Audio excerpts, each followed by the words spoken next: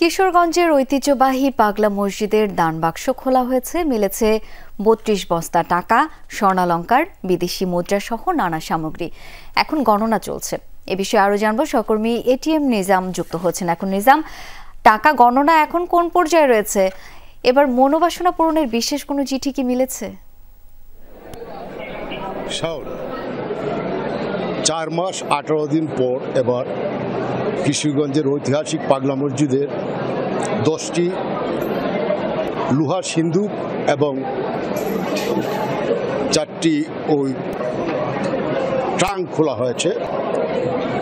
আর এর মধ্যে পাওয়া গিয়েছে 32 বস্তা টাকা। আর এই টাকার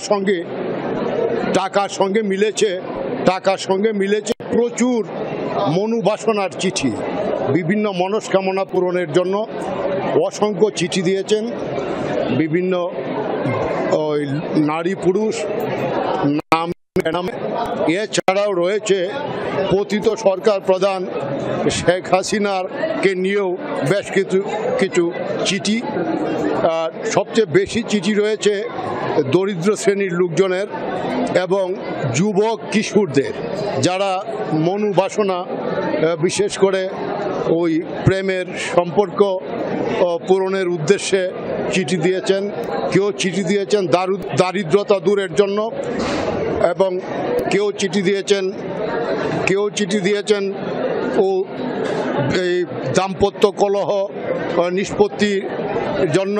এরকম বিভিন্ন কারণ